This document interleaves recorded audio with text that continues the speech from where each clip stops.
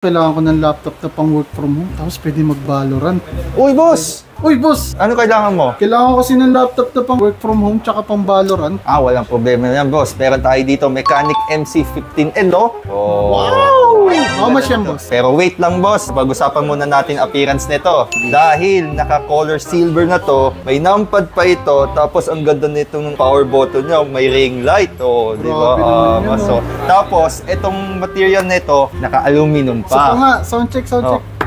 Wow! Aluminum Lodi! Yun. How much yan, boss? Wait lang, boss, ha. Specs muna tayo, ha. Sorry. Naka Ryzen 5 na to, boss. Naka 16GB pa yung RAM, 512 SSD pa. Tapos ang kagandahan nito, features niya is naka Windows 11 Pro. Hindi siya home, kundi Pro version pa. Eh di pag naka-pro, maraming features yan kaysa sa home. Oo. Yung! Eh, how much yan, boss?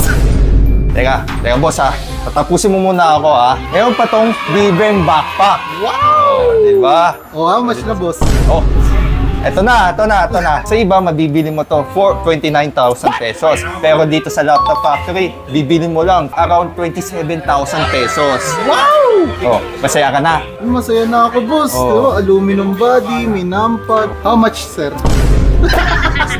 Joke lang. Gusto mo quality check sa'yo? Hindi, bibili ko na. Tara na, sir. Bibili ko na. Bibili ka na nga dito.